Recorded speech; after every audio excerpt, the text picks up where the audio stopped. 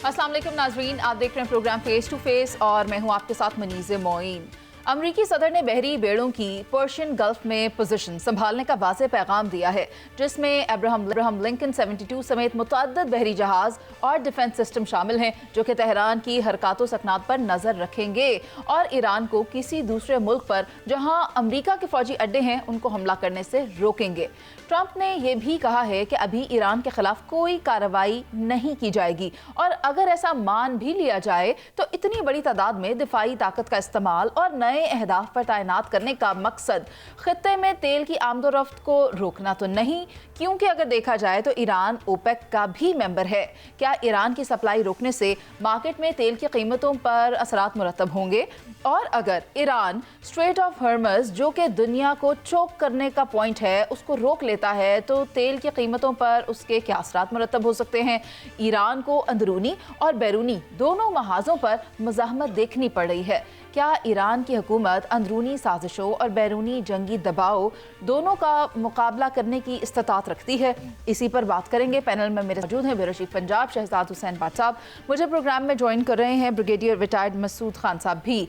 तो मसूद साहब, मैं गुफ्तगू का आगाज़ आपसे करना चाहूँगी। एक जानिब आप देखें कि अमेरिका ने बहुत बड़ी तादाद में एक फ़्लीट उतार दिया है ईरान पे नज़र रखने के लिए, जहाँ जिससे कि हम कह रहे हैं कि खलीज फारिस में उसकी मौजूदगी एक बहुत बड़ा सवालिया निशान पैदा कर रही है। लेकिन अगर आप देखें तो अमेरिकी सदर एक जानिब कहते हैं कि वो तो अटैक करने का इरादा मुलतवी कर चुके हैं और वो अटैक नहीं करना चाहते, तो फिर ये जो वहाँ पर डिप्लॉय किया गया है अब्राहम लिंकन 72, उसके मकासद क्या हैं? क्या तेल की तरसील को रोकना है, उसकी आमदोरफ्त को सैबोटाज करना है? आपको क्या लगता है? जी हाँ, बहुत शुक्रिया। देखें कि पहले बात है, हम ये कह सकते हैं देयर इज ए स्ट्रेटेजिक पास है, एक ये है। सेकंड, प्रेसिडेंट ट्रम्प डिसेप्शन है, सरप्राइज अचीव करेंगे और जिस तरीके से हमने अभी देखे मोबिलाइजेशन है, डेवलपमेंट है। अब्राहम लिंकन जो वहाँ पे जहाज पहुँच गया है, उस एरिया में पहुँच चुका है, तो उससे उसके इनकी जो capabilities that has been enhanced. और जो देयर आर 19 बेसिस है पर्शियन गल्फ के अंदर जो एक्टिवेट हो चुके हैं, उनका air defence system has been activated, उसको बिल्कुल अलर्ट पर कर दिया गया है। फिर बहरीन में 5th फ्लीट है उनका, जो पर्शियन गल्फ स्पेसिफिक है, वो तैयारी की हालत में है। ऑल दैट देखें, basically it is the air force का जो लार्जेस्ट एयर बेस है वहाँ पे, वो एक्टिव है और this is the forward command centre of the CENTCOM का यहाँ पे है। देखो गार्शिया में आपके B-52 और B-2 बम्बर्स वहाँ पे पहुँच चुके हैं, तो एडिशनल शिप्स भी आ चुके हैं। तो इन्होंने पोस्चरिंग की है, तैयारी की हालत में की है। सो ये किसी वक्त भी कुछ कर सकते हैं, क्योंकि अभी आप देखें कि प्रेसिडेंट हम कहते कुछ है, करते कुछ और हैं। तो लाइकली है वो करेंगे, क्योंकि उनका फेज 1 दैट हैज फेल्ड कि वो रजीम चेंज करना चाहते थे, वो उसमें कामयाब नहीं हुए। दो सिचुएशन बड़ी उनकी उस हिसाब से बिल्ड हो रही थी, जिस तरह वायलेंस था, किलिंग्स हो रही थी, लेकिन उसमें वो कामयाब नहीं हो सके। अब अल्टीमेटली ये होगा कि उसमें बहुत सारे चीज़ें उसमें शामिल हैं कि उसमें ये they will go for strike से न्यूक्लियर साइट्स पे भी जाएंगे। इसके बाद जो मिसाइल और जो बैलिस्टिक मिसाइल से, सुपरसोनिक मिसाइल से, उनके लॉन्चिंग साइट से, प्रोडक्शन साइट से वहाँ हिट करेंगे। एयर डिफेंस सिस्टम पर जाएंगे। साइबर अटैक साइमल्टेनियसली हो रही होंगी, टारगेटेड असैसिनेशंस होंगी। आप साइमल्टेनियस अटैक्स का जिक्र कर रहे हैं, वहाँ सोशल मीडिया पर गर्दिश करने वाली खबरें भी ज़ेरे बहस हैं, जो ये इशारा कर रही हैं कि चीन से, रशिया से बड़े कार्गोज की मूवमेंट हो रही है। अगर अमेरिका कोई तजर्बा करता है तो फिर क्या चाइना और रशिया भी मैदान में आएंगे? बिल्कुल नहीं आएंगे। देखिए, बिहाइंड द सीन वो सपोर्ट करते रहेंगे। और अब जिस तरीके से अभी स्टारलिंक का हमने देखा था, उसको बेसिकली कंटेन करने के लिए, सो इट वाज ईरान की अपनी तो कोई कैपेबिलिटी नहीं थी, so it was Russian and Chinese support जिसकी मदद से उन्होंने उसको रोका। तो वो वाली पॉसिबिलिटी बिहाइंड द सीन्स हो सकती हैं। और ओपनली देखे, अगर ऐसा कुछ होता, सोशल मीडिया पे जो खबरें हैं, लेकिन ये मेन स्ट्रीम मीडिया भी इसको पिक करती है और फिर अमेरिकन तो वैसे भी सर, यानी आप कहना चाह रहे हैं कि ये कयास आराइयां हैं। लेकिन शहजाद हुसैन भट्ट साहब, अगर ये कशीदगी जंग की शक्ल इख्तियार करती है तो आपको क्या लगता है पाकिस्तानी मईशत पर क्या असरात हो सकते हैं? तेल की आमदोरफ्त या दीगर जो मामलात हैं वो किस तरह से देखे जाएंगे? फिर देखिए, आपके मुनीज़ मोइन साहब सवाल का 3 हिस्सों में जवाब देता हूँ। एक तो इम्पैक्ट क्या आ रहा है, इस वक्त हो क्या रहा है, पहली बात, जिस तरह ब्रिगेडियर साहब ने अभी भी फरमा दिया, इब्राहिम लंकन की बात कर रही, मशरक़ वस्ती पर स्ट्राइक ग्रुप की बात कर दी, फौजी चढ़ गए, बहरी जहाज आ गए, अमेरिका का बड़ा कम वहां पहुंच गया जनाब अटैक करने के लिए। ये तो एक पिक्चर आ गई। दूसरी पिक्चर ले लें आप ईरान की। ईरान जो है वो भी तगड़ा है, वो भी कह रहा है कि जनाब मैं हमले को मुकम्मल जो है वो फाइट, इसको जंग तस्वर करूंगा। अच्छा, तीसरा एक गैर मुसद्दक़ा इतलात है, उसको ज़रूर मॉनिटर करें। वो है ईरान में गुज़िश्ता 72 घंटों के दौरान मेरा ख्याल है 20 से ज़ायद मरतबा वो त्यारा जो उतर रहा है, चीनी त्यारा, वो मिलिट्री कार्गो जहाज की लैंडिंग की इतलात आ रही हैं। भाई वो की है, उसमें तो जदीद तरीन असला होता है, वेपन सिस्टम होते हैं। वो अगर आ गया तो फिर तो ईरान जो है वो और तरह हो गया ना। पीछे चाइना आके खड़ा हो गया। जब पाकिस्तान जब यूज कर रहा था चाइनीज चीजें, तो फिर भारत कहाँ गया, फिर इसराइल तो नीस्तो नाबूद हो जाएगा। ये बड़ी इंपॉर्टेंट बात है। इसके साथ साथ आप देखें कहानी, चौथी बात देखें ना, कहानी है क्या। कहानी ये है कि पाकिस्तान के गजा पीस बोर्ड पर जो मुआहदे पर दस्तखत हुए हैं, वो सुहूनी क़यादत को हजम नहीं हो रहे। लड़ाई सिर्फ ये है, वो ये देख रहे हैं कि ये हो क्या गया भाई। ये बोर्ड बन गया, पाकिस्तान आ गया। पाकिस्तान तो जो है वो इसराइल खुश नहीं है। पाकिस्तान की तो अच्छे मरासम दूसरों के साथ भी हैं, पाकिस्तान के मरासम हमास के साथ भी हैं। पाकिस्तान ने उन पर फायरिंग भी नहीं करनी, पीस के लिए जा रहे हैं।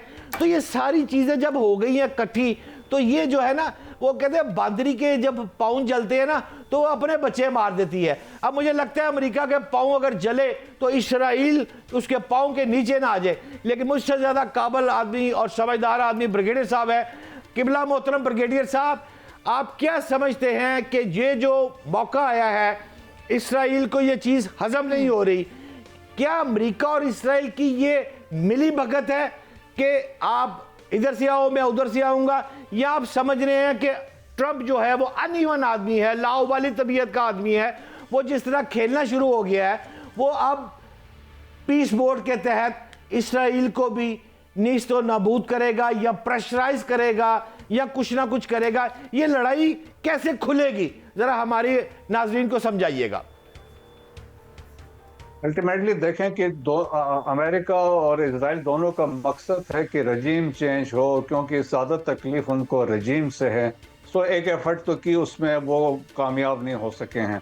फिर इजराइल को भी अभी ख़तरा ये है, देखें अगर ये मिसाइल सिस्टम जो अभी ईरान ने रिसेंटली जो टेस्ट फायर किया है, जो रिपोर्टेडली 10,000 किलोमीटर का रेंज है, और एक सिराज उनका पास लेजर डिफेंस सिस्टम भी लेके आए हुए हैं, और वो चाइनीज़ का रिपोर्टेडली चाइनीज़ ने दिया है। तो उससे ज़्यादा नुकसान अमेरिका को तो कुछ नहीं होगा, नुकसान होगा इजराइल का। 12 दिन की जंग में भी हमने देखा जिस तरीके से वो जो आयरन डोम सिस्टम था, that fail to basically prevent जो मिसाइल यहाँ से जा रहे थे। तो अब तो ये बैराज अब मिसाइल्स होंगे, बैलिस्टिक होंगे, सुपरसोनिक होंगे, तो इससे तो आधा से ज़्यादा इजराइल के नुकसान हो सकते हैं। सो अल्टीमेटली मैं समझता हूँ कि देखेंगे कोशिश इनकी ये होगी कि वो साइमल्टेनियसली अटैक्स होंगे एट डिफरेंट प्लेसेस, जिस तरह बैलिस्टिक मिसाइल साइट्स हैं, एयर डिफेंस सिस्टम है, साइबर अटैक्स होंगे, और ताकि इनको पैरालाइज करके, ताकि इनसे रिएक्शन कैपेबिलिटी इनकी ना हो, तो उन लाइंस में ये कोशिश करेंगे। सो बाकी बोर्ड ऑफ पीस में जो बात रही है, देखेंगे बोर्ड ऑफ पीस का भी इम्प्लीमेंटेशन मैं समझता हूँ कि फ़लस्तीनियों के लिए, गजा के लोगों के लिए एक अच्छा स्टेप है। अगर ये चीज़ें इन प्लेस होती हैं तो वहाँ तो एटलीस्ट के उनको सुकून का सांस मिलेगा और things will go in the right direction. और अभी जो चार्टर में हमने देखा है चीज़ें ऐसी है, वो मेरे ख्याल में पाकिस्तान के लिए भी बेहतर है कि आपको कोई डिक्टेट नहीं करवा सकता आपने क्या करना। उसमें भी कानून में ये लिखा है, आप अपने लोकल कानून के तहत आप डिसीजंस ले सकते हैं। सो मेरे ख्याल में आने वाला वक्त बताएगा। लेकिन ये है कि ईरान की भी तैयारी है, लेकिन since America is a power है, अगर स्पेशली जब पर्शियन गल्फ से ऑपरेट करता है तो उससे मसाइल इसलिए भी होंगे चाइना के लिए। देखें 17 मिलियन बैरल्स डेली के हिसाब से पर्शियन गल्फ से गुजरता है, और स्पेशली वो जो स्ट्रेट है, straight of Hormuz, that is the nearest point, straight of Hormuz, that is up 22 kilometre 33 kilometre से बहुत शार्प वो है। सो दुनिया के अभी आप देखें 1/3 ऑफ LNG भी यहाँ से गुजरती है। सो वो दुनिया सर, इसी में का ही तो खदशा हमने जाहिर किया था कि अगर अमेरिका अटैक नहीं कर रहा ईरान पर तो हो सकता है कि वो वहां पर कब्जा करना चाहता हो, पूरी दुनिया में जो तेल की तरसील है उसको रोकना चाहता हो। लेकिन यहाँ ईरान की तैयारी की भी हम बात कर रहे हैं। ईरान ने एक जहाज भी तैयार किया, कहर। लेकिन साथ ही साथ आप देखें कि अमेरिका और इसराइल एक ही सिक्के के दो रुख हैं। अगर ये दोनों मिलकर ईरान पर हमलावर हो जाते हैं तो जो ईरान है उसकी कैपेबिलिटी क्या है, क्या वो अटैक कर सकता है? आप देखें, अगर समंदर की जानिब रुख करें तो वहां पर अमेरिका बैठा हुआ है, हर जगह पर उसके अड्डे मौजूद हैं। ईरान को हर जगह से टारगेट किया जा सकता है। ईरान के पास ये कैपेसिटी, कैपेबिलिटी, स्ट्रेंथ है कि वो इसराइल या फिर अमेरिका को जवाब दे सके एक ही वक्त पर। देखें कि ईरान तो 1979 से जब से रेवोल्यूशन आया, फिर उसके बाद अगले 8 साल तो इराक के साथ जंग की, तो उससे इनकी तैयारियां थी। और देखें कि अमेरिका, उनको पता था मर के बर अमेरिका के जो नारे लगते गए पास्ट में, उनको रियलाइजेशन थी किसी तरह के मौके पर ये वाकयात हो सकते हैं। और वी सॉ कि 12 जून को, जब जून में ये वाकयात हुए, सो दे हैव द कैपेबिलिटी। और फिर उनका कंसेप्ट ये है कि डिस्ट्रिक्ट लेवल पे डिसेंट्रलाइजेशन की है, कि डिस्ट्रिक्ट लेवल पे जो कमांड रीजन्स हैं कि वो डिसीजन ले सकते हैं। They should not wait for the decision from the centre. ये बड़ा ही अहम सवाल है और इसका जवाब भी इंतहाई अहमियत का हामिल होगा। आपने कहा कि कर सकता है, कैसे करेगा वो आप हमें बता दें। ईरान की बात कर रही जी जी, ईरान कैसे काउंटर करेगा उन अटैक्स? ईरान की इसलिए देखें कि डिप्लॉयमेंट तो उन्होंने बड़ी अपनी वार गेमिंग की है, अप्रिसिएशन की है। सो देयरफॉर देयर आर जितने भी उनके डिस्ट्रिक्ट्स हैं, उनको आप समझ लें कि वार डिस्ट्रिक्ट्स कहते हैं, जहां पे उनके पास वो डिसेंट्रलाइज्ड कर दिया है कि वो अपने लेवल पर खुद डिसीजन लेके सकते हैं, खुद ही उसमें फायर जो अटैक वगैरह कर सकते हैं। अकॉर्डिंगली उनके missile system has been displace across Iran. Iran बहुत बड़ा मुल्क है साइज के हिसाब से, तो उस हिसाब से उनके पास तैयारी है। फिर दूसरा देखें कि पर्शियन गल्फ को अमेरिकन तो कुछ नहीं करेंगे, ईरानीज उसको डिस्टर्ब कर सकते हैं। जब ईरानीज आके उसको अंदर बैठ जाते हैं, उसमें एक पास में भी एक ऐसा वाकयात हुए थे, उससे यह है कि दुनिया में जो ऑयल की तरसील है, 20% of world oil goes through Persian gulf, वो रुक जाएगा। जब वो रुक जाएगा तो आप देखें कि जो प्राइसेस है वो शूट कर जाएंगे, तो it will create in economic situation, जो क्राइसिस होगी इंटरनेशनली होगा, वो सबके लिए एप्लीकेबल होगा। सर, आपका ये पॉइंट तो मुझे समझ आ गया है, लेकिन मैं जानना चाहती हूँ कि इसराइल के पास जो आयरन डोम है उसको काउंटर कैसे करना है, उसकी स्ट्रैटेजी तो ईरान के पास है। वो एक वक्त में 100 के करीब मिसाइल रोक सकता है, जबकि इजराइल ये दावा करता है कि अगली बार जब वो हमला करेगा ना इसराइल के ऊपर, तो 1000 से 5000 तक के मिसाइल दागेगा और इसराइल के पास उनको काउंटर करने की कोई स्ट्रैटेजी मौजूद नहीं है। यानी अगर मैं ये कहूँ कि ईरान के लिए इसराइल को हदफ बनाना बहुत ही आसान है, तो क्या ये गलत होगा? ये बिल्कुल सही है। आपने देखे 12 दिन की जंग में भी यही हुआ था कि बहुत सारे मिसाइल्स ने जाके हिट कर दिया था, तो वो तो उन्होंने खबरें ही वो उन्होंने छुपा दी थी, जो कैजुअल्टीज वहां पे हुई, जो नुकसान हुआ। अगर आप अभी देखें ना, अगर आप 100 के भी अगर भेजते हैं, 200 भी भेजते हैं मिसाइल एट ए टाइम, तो वो वहां पे कुछ नहीं कर सकते, क्योंकि iron dome is totally dependent on the supplies from America. America के जो थर्ड सिस्टम है, पेट्रियट मिसाइल है, वो आना है, वो डेविड सिलिंग को उन्होंने किस तरह रीइंफोर्स करना है, तो वो फिर इजराइल के आपने देखा कि ठीक है। मसूद साहब, आपका पॉइंट आ गया। यानी आप ये कहना चाह रहे हैं अपने दिफा के लिए इजराइल इन्हसता है अमेरिका पर, लेकिन अभी अमेरिका मसरूफ है पर्शियन गल्फ में और उसकी यहाँ पर मौजूदगी जो गल्फ कंट्रीज हैं उनके लिए सवालिया निशान और फिक्रमंदी का सबब बन रही हैं। लेकिन देखा जाएगा आने वाले वक्तों में कि क्या करता है अमेरिका अपनी डिफेंस फोर्सेस की पर्शियन गल्फ में मौजूदगी से। क्या मुज़ाकरात के जरिए एक बड़े बहरान से बचा जाएगा या फिर ताकत का इस्तेमाल करते हुए एक नया बहरान पैदा कर दिया जाएगा? अभी एक ब्रेक पर चलते हैं नाज़रीन, जिसके बाद वापस आएंगे और बात करेंगे लाहौर में पेश आने वाले एक अफसोसनाक सानहे की, जहां शेर ने बच्चे का बाजू निगल लिया है।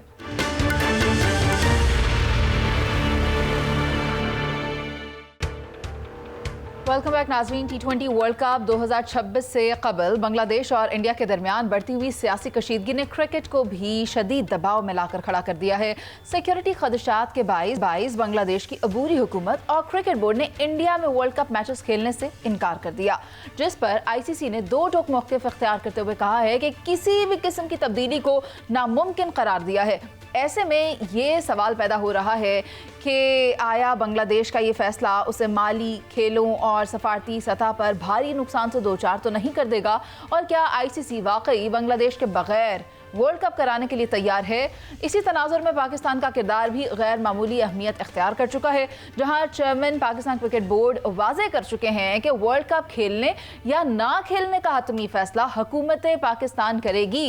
इस बयान में मामले को खेल के मैदान से निकालकर कौमी सलामती, खारजा पॉलिसी और क्रिकेट सफारतकारी के बाहमी ताल्लुक की एक नई बहस में तब्दील कर दिया है। मेरे साथ एजाज वसीखरी मौजूद हैं और खेल के हवाले से काफ़ी बारीक नज़र रखते हैं। मैं चाहती हूँ उनसे पूछ लिया जाए कि बांग्लादेश का फैसला हो चुका है, अब पाकिस्तान के फैसले का इंतज़ार किया जा रहा है। T20 वर्ल्ड कप के हवाले से बांग्लादेश की रिप्लेसमेंट में कौन सी टीम इंडक्ट की जा रही है, और आपको लगता है कि इस फैसले का असर पाकिस्तान पर होगा और पाकिस्तान भी बैक ऑफ कर सकता है? बहुत शुक्रिया आपका प्रोग्राम में लेने के लिए। देखें, ICC ने स्कॉटलैंड को बैकअप के तौर के ऊपर ईमेल कर दी है और इसकी तस्दीक भी हो चुकी है कि स्कॉटलैंड को ये कहा गया है कि आप बैकअप टीम के लिए तैयार रहिए। लेकिन क्योंकि आज ये तवक्को की जा रही थी कि यहाँ दुबई टाइम के मुताबिक 5 बजे ICC अनाउंसमेंट कर देगा ऑफिशियली, लेकिन ICC इसलिए ऑफिशियल अनाउंसमेंट से रुक गया है। हालांकि ये भी इत्तलात है कि बांग्लादेश क्रिकेट बोर्ड को बता दिया गया है कि आप वर्ल्ड कप का हिस्सा नहीं है, लेकिन जो पाकिस्तान क्रिकेट बोर्ड के सरबराह मोहसिन नकवी ने अब से दो घंटे पहले जो प्रेस कॉन्फ्रेंस करके जो वहां पर गुफ्तगू की है, उससे सूरत हाल और गंभीर हो गई है, क्योंकि उन्होंने ये कहा है कि जी हुकूमत पाकिस्तान फैसला करेगी कि पाकिस्तान वर्ल्ड कप में शिरकत करेगा या नहीं, क्योंकि प्राइम मिनिस्टर ऑफ पाकिस्तान मुल्क से बाहर है, तो वो आएंगे, वो बताएंगे। इससे ICC मजीद एक अगले बड़े बहरान का शिकार हो गई है। और मोहसिन नकवी साहब ने साथ ये भी कहा कि बांग्लादेश के साथ ज्यादती हुई है। जो ICC ने स्टैंडर्ड 2025 की चैंपियंस ट्रॉफी में रखे थे, वही इस बार रखने चाहिए थे। ICC के लिए बांग्लादेश को निकालना बड़ा आसान इसलिए था क्योंकि ICC के जो टॉप गन है, उनमें जय शाह चेयरमैन और जो CEO है ICC के संजोग गुप्ता, वो दोनों भारत से ताल्लुक रखते हैं। तो एक क्रिकेट बोर्ड भारत है, एक क्रिकेट बोर्ड पाकिस्तान है और एक बांग्लादेश है। ICC के लेवल के ऊपर इन तीनों का इक्वल वोट है। अब ये जरूरी नहीं है कि भारत से पैसा आ रहा है तो ICC में भारत अपनी मर्जी करेगा। आज स्टार स्पोर्ट्स के पास सारे मीडिया राइट्स है ना। देखें मुनीज़े, ये सारी जो लड़ाई हो रही है, ये स्टार स्पोर्ट्स के पास जो राइट्स हैं और वो अंबानी ग्रुप के पास है। और जो इंग्लैंड ने, ऑस्ट्रेलिया ने, साउथ अफ्रीका और वेस्ट इंडीज, इन 5 मुल्कों ने ये जो वोट किया है बांग्लादेश के मैचेस को श्रीलंका शिफ्ट ना करने के हक में, वो ICC के साथ क्यों खड़े हुए हैं? बेसिकली ये 5 गोरे मुल्क ICC के साथ नहीं खड़े हुए हैं, वो उस भारतीय तसल्लुत को तोड़ना चाहते हैं, वो उस एशियन ब्लॉक को तोड़ना चाहते हैं जो पिछले 20-25 साल से इंडिया ICC के ऊपर रूल कर रहे हैं। आप खुद, हम सब लोग क्रिकेट देखते हैं, खेलते हैं, कवर करते हैं। आप मुझे बताइए, 2023 का वनडे वर्ल्ड कप इंडिया ने होस्ट किया, 2025 का विमेंस वर्ल्ड कप इंडिया ने होस्ट किया, 2026 का T20 world cup India host कर रहे हैं, 2029 की चैंपियंस ट्रॉफी इंडिया होस्ट कर रहे हैं, 2031 का one day world cup India host कर रहा है। 8 साल के अंदर 2 वनडे वर्ल्ड कप, एक विमेन वर्ल्ड कप, एक चैंपियंस ट्रॉफी, ठीक है एजाज, आपका पॉइंट आ गया है, लेकिन मैं चाहती हूँ शहजाद हुसैन भट्ट साहब, क्या बांग्लादेश भारत के लिए कोई कड़वी गोली साबित हो सकता है जो भारत से निगली नहीं जा रही, और इसके ICC पर क्या मनफी असरात मुरतब हो सकते हैं? देखिए मुनीज़े, जो बात स्पोर्ट्स जर्नलिस्ट एजाज वसीम कर रहा है ना, इसकी काफ़ी ग्रिप है माशाल्लाह, ठीक फरमा रहे हैं, आर्गूमेंट भी स्ट्रॉन्ग है और गोरों वाली बात जो की है वो भी बिल्कुल ठीक है। लेकिन पाकिस्तान के पास इस वक्त कोई इतना तगड़ा आर्गूमेंट नहीं है कि हम बाइकाट कर दे। हम ये चाहते हैं, बांग्लादेश हमारा भाई है, उनके साथ जुल्म ज्यादती हो रही है, यहां तक मैं इनके साथ हूं, लेकिन सवाल यह है कि हम भी नहीं खेलते। उनको तो टके में जुर्माना होगा, आपको रुपए में जुर्माना होगा। लेकिन ये सारी बातें मेरा ख्याल है इसने बता दी है भाई ने कि शहबाज शरीफ वतन वापस आएंगे तो फिर मोहसिन नकवी साहब इसका मीटिंग के बाद हतमी लाएमल करेंगे। एजाज वसीम साहब, मैं आपसे ये जानना चाहता हूँ, काइंडली मुझे बताइएगा, 2 अरब रुपए अब्दुर्रहमान जिम ऑर्मर, ये जिम ऑर्मर, मुझे जरा अंग्रेजी इतनी आती नहीं यार, आप जरा पढ़े लिखे हैं, ये क्या है जिम ऑर्मर? ये A for Apple, A for Abdurrahman, 2 अरब रुपए, इंजमामुल हक का भी दोस्त है, 30 करोड़ रुपए उसके हैं, 40 करोड़ रुपए उसके हैं, मोहसिन नकवी के नोटिस में भी है। कहानी क्या है, जरा खोलिएगा एजाज भाई। भाट साहब, आज से कुछ अर्सा पहले पाकिस्तान में किरदार था डबल शाह, जी, जो जी। लोगों के पैसे रख के डबल क्या करता था। या ये जो इचरा बाजार के अंदर 2 अरब रुपए का सोना एक साहब लूट के गए थे जो कल पिंडी से गिरफ्तार हुए हैं, ये बिल्कुल सेम उसी तरह की कहानी है। मैं आपको पहले अपने क्रिकेटर्स का माइंडसेट बता दूं। हमारे क्रिकेटर्स का प्रॉब्लम ये है कि ज्यादा पढ़े लिखे तो है नहीं। जब भी कोई एक क्रिकेटर कहीं पे किसी चीज की इन्वेस्टमेंट करता है तो बाकी सारे बगैर देखे उसके पीछे चले जाते हैं। ये जो अब्दुर्रहमान साहब हैं जिन्होंने जिम ऑर्मर कंपनी खोली है, ये बेसिकली इंजमामुल हक के दोस्त थे और इंजमाम इनके साथ मिलकर कारोबार कर रहा था। तो इंजमाम ने जब यहाँ पर इनके साथ कारोबार स्टार्ट किया तो इन्होंने इंजमाम से पैसे लेने शुरू कर दिए और तकरीबन 40% प्रॉफिट। आप इमेजिन कर सकते हैं कि आज की दुनिया में आप किसी बंदे को महीने के लिए 1 लाख रुपए दें और किसी बंदे को आप 1 साल के लिए 1 लाख रुपए दें और वो हर महीने आपको 40,000 रुपए देता रहे प्रॉफिट का। 40% प्रॉफिट ये मिल रहा था। कारोबार क्या था एजाज? हमारे प्लेयर्स अंधे हो गए। जी सर, ये स्पोर्ट्स इक्विपमेंट की एक फैक्ट्री भी है और एक ब्रांड भी लॉन्च किया गया था जिसमें क्रिकेट की शर्ट्स है, स्पोर्ट्स का इक्विपमेंट है, बैट है, पैड है, इसके अलावा बाकी जो जिम के अंदर जो चीजें इस्तेमाल होती हैं फिटनेस के लिए, ये वो एक प्रोजेक्ट लॉन्च किया गया था। लेकिन इसमें जो सबसे जो अहम चीज थी वो ये थी कि इसमें 40% दिया जा रहा था। अगर कोई किसी खिलाड़ी ने 1 करोड़ रखवाया तो उसको अच्छी खासी पर मंथ रखनी। पीसीबी क्या कर रहा है इस टॉपिक पर? 1 साल तक चलता रहा है। मोहसिन नकवी साहब को आज लाहौर प्रेस कॉन्फ्रेंस में ये सवाल हुआ था। उन्होंने कहा कि अभी तक किसी क्रिकेटर ने आकर मुझे ऑफिशियल रिटर्न कंप्लेन नहीं की है। साहब जब तक कोई ठीक है, इसकी रिटर्न कंप्लेन नहीं दी गई, लेकिन मोहसिन नकवी का स्टेटमेंट भी वाज़ेह है। वो ये कहते हैं कि जब वज़ीर आज़म पाकिस्तान वापस आते हैं तो फिर इसके ऊपर कोई हतमी तौर पर फैसला किया जाएगा, ये स्टेटमेंट सामने आएगी। अभी प्रोग्राम में एक ब्रेक शामिल करते हैं और वापस आएंगे। नाजरीन, हमारे साथ मौजूद रहिएगा।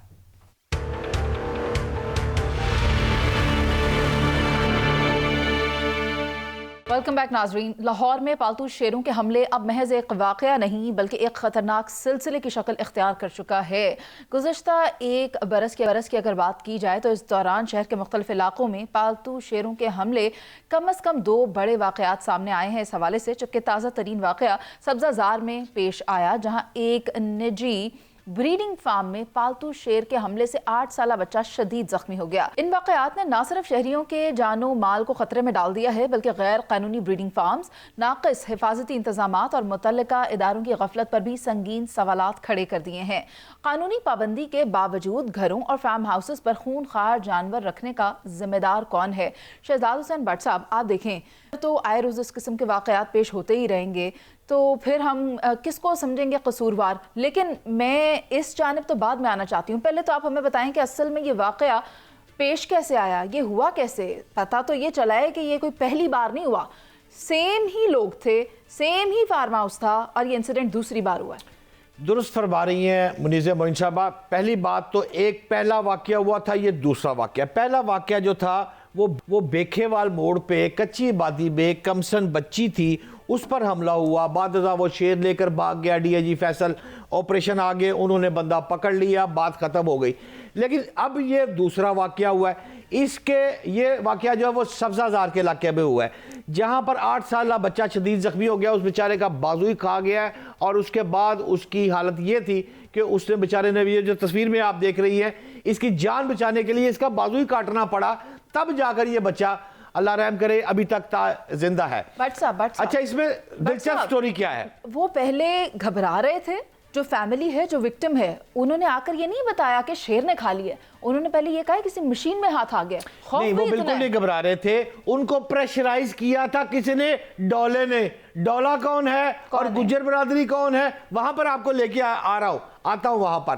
पहला वाकया जैसे मैंने आपको बताया कमसन बच्ची का हुआ, दूसरा 8 साल बच्चे का हुआ। अब इसमें जो मेरी इन्वेस्टिगेशन है वो ये है कि जब पहला वाकया हुआ उसके ऊपर शेरनी पकड़ी गई, उस शेरनी को पकड़ने के बाद वाइल्ड लाइफ मुतरक हो गई, मुबीन इलाही साहब डीजी साहब आ गए मैदान में।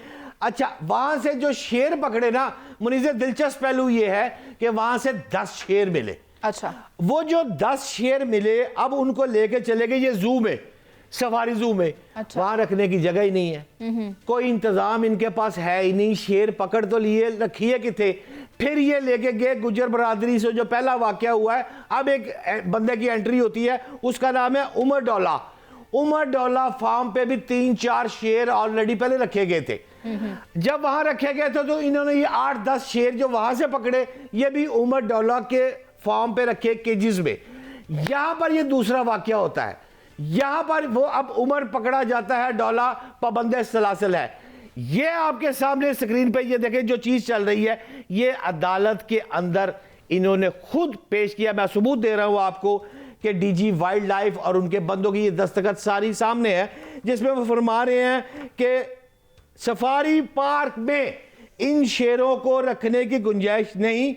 महकमे ने गैर जिम्मेदाराना रवैया रखते हुए ये शेरों को वहां रखा। कहां? उमर डोला के फार्म पे, जहां पे ये दूसरा वाकया हुआ है। और उसका भाई अली भी, ये दोनों क्या मुजरिम है इस केस में? मैं तो ये समझ रहा हूं कि अब पकड़े गए, FIR हो गई, मुजरिम भी बन गए। भाईजान असल पर्चा फिर होना किस पे चाहिए? किस पे होना चाहिए? असल पर्चा मुनीज़ मोइन साहब वाइल्ड लाइफ पे होना चाहिए। तो मुबीन इलाही साहब से राब्ता किया आपने? कोई बात करने की बिल्कुल, मुबीन कोशिश इलाही की? साहब को 4 दफा मैसेज कर चुके हैं, वाइल्ड लाइफ को रिक्वेस्ट कर चुके हैं। हम ऑन एयर जा रहे हैं इस वक्त। मैं अभी भी रिक्वेस्ट कर रहा हूं कि सर आप अपना मौकफ दे, और अगर आज के प्रोग्राम में आप नहीं दे सके, हो सके आप मसरूफ है, आपके स्टाफ से भी बात की है, अगले प्रोग्राम में मौकफ दे दे। लेकिन मेरा मौकफ एक है, ये जो FIR हुई है इसमें गफलत है महकमा वाइल्ड लाइफ की कि उन्होंने वो शेर जू में क्यों नहीं रखे, सफारी पार्क में क्यों नहीं रखे, यहां क्यों रखे? बनीज़े सिर्फ एक और बात भट्ट साहब, ये शौकिया रखे जाते हैं, जरूरत क्यों पेश आती है? जब ये एक थ्रेट है वहां के इलाका मकीनों के लिए, तो फिर इनको रखने की इजाजत क्यों दी जाती है? देखिए मुनीज़े, दुनिया भर में जो है ना, ये हमारे तो नवाज शरीफ का मसला आ गया ना कि नवाज शरीफ का निशान शेर है, तो जिन्हें दूसरे सारे दोस्त ने वो कहते हैं शेरों को जनाब जहर दे दो, शेर सारे ही मार दो। ये बात गलत है। दुनिया भर में लोग शेर रखते हैं, लाइसेंस रखते हैं, बाज़ाब्ता हिफाजती इक़दाम होते हैं, शेर की ब्लीडिंग होती है। और यार शेर बदल दो ना, शेर पालना को गुनाह तो नहीं, को पाप तो नहीं, लेकिन असूल और ज़ाब्तों के साथ होना चाहिए। यहां पर जिम्मेदारी बनती है महकमा वाइल्ड लाइफ की कि जिसने शेर रखा हुआ है पकड़े, छापा मारे, क्या इंतजाम पूरे हैं या नहीं है। लेकिन यह क्या होता है कि ये बच्ची का वाकया हुआ ना, उसने काट लिया बच्ची को, छापा मारा, 3 की बजाय 1 की बजाय 4 शेर पड़ गए, चारों शेरों को गिरफ्तार कर लिया, पाबंदे सलासल कर दिया। रखिए कि थे, क्या इनके पास कोई जगह है? अगर इनके महकमे के पास कोई बयान है तो मेरे आगे तब्दील करें। मैं तो ये जानना चाहती हूँ, शेर रखने के मसले से ज्यादा अहम मसला ये है कि जो केस माजी में देखने में आया था उस पर एहतसाब क्यों नहीं किया, जिसने रखा था उसके खिलाफ कार्रवाई क्यों नहीं की? भट्ट साहब अगर कार्रवाई की होती तो आज ये वाकया पेश आता? नहीं, कार्रवाई बिल्कुल हुई, वो जेल गया, उसका सारा प्रॉब्लम शुरू हुआ। अब ये वाकया यही तो इनका जो सोशल मीडिया पे चल रहा है ना मुनीज़े, ये 2 चीजों को मिक्स कर रहे हैं।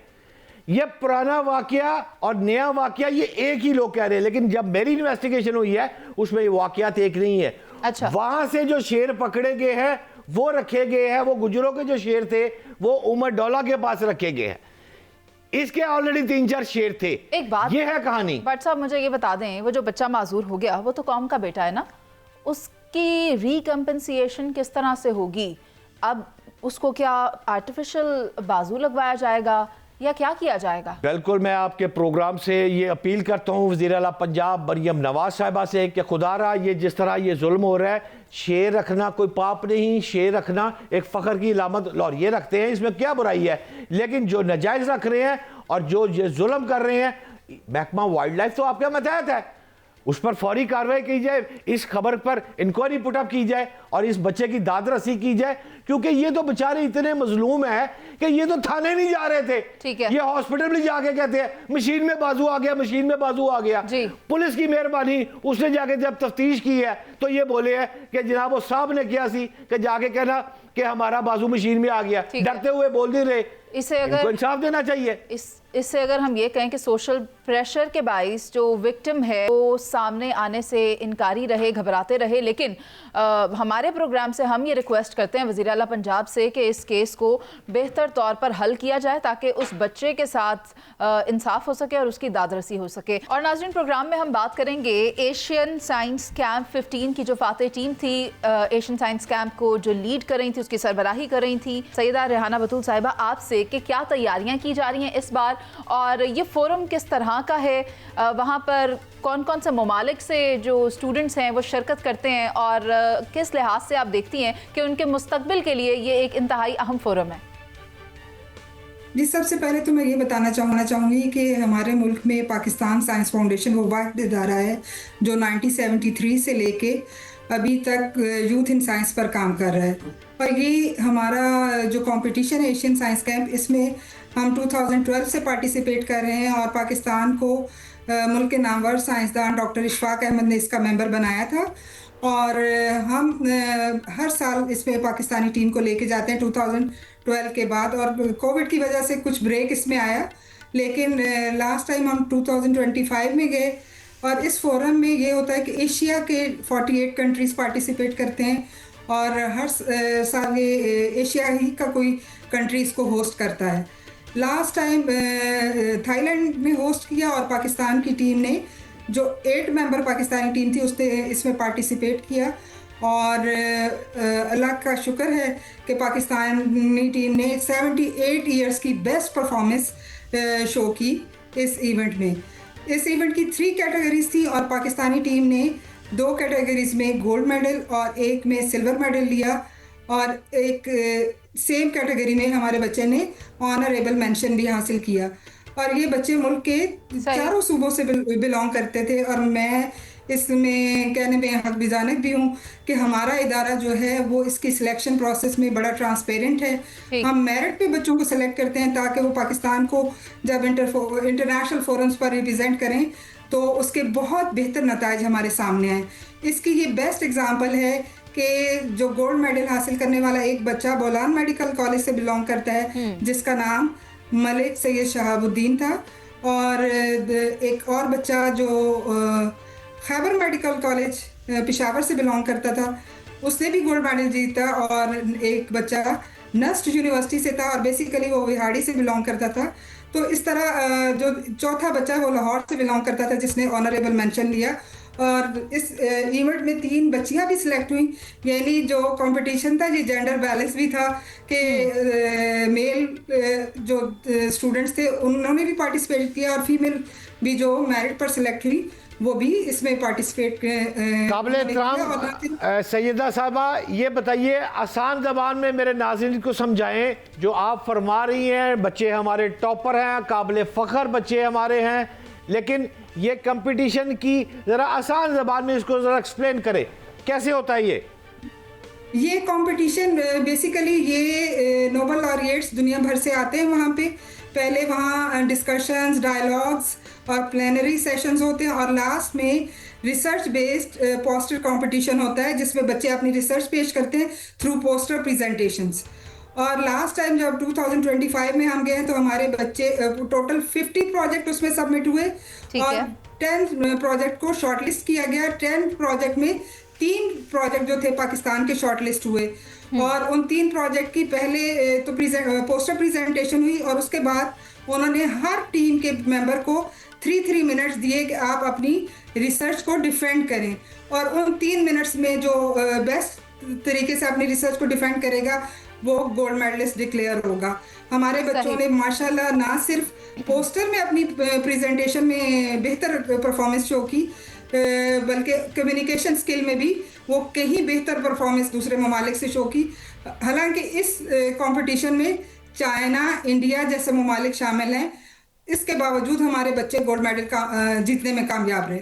और 2026 का क्या प्लान है, कहाँ पर होने जा रहा है ASC की अगर हम बात करें तो? जी, 2026 का जो हमारा कंपटीशन है वो इंशाल्लाह हांगकांग में हो रहा है, और ये जो हमारा इवेंट है ये अगस्त के फर्स्ट वीक से स्टार्ट होगा, लेकिन हमने सिलेक्शन प्रोसेस के लिए अनकरीब एडवर्टीजमेंट लॉन्च कर देंगे और इसको सोशल मीडिया और मीडिया पर भी हाईलाइट करेंगे ताकि मुल्क भर से बच्चे इसमें हिस्सा ले सकें। और इसमें एक क्राइटेरिया होता है, जो इंटरनेशनल क्राइटेरिया हमें दिया जाता है कि जो बच्चे हैं उनकी एज 17 से 21 साल के दरमियान, जी 17 से 22 साल के दरमियान उनकी उम्र होती है। बहुत शुक्रिया आपका रेहाना बतूल कि आप हमारे साथ मौजूद थी और ASC के हवाले से जामे इन्फॉर्मेशन शेयर की है। और हांगकांग में होने जा रहा है अब की बार ये जो एशियन साइंस कैंप है।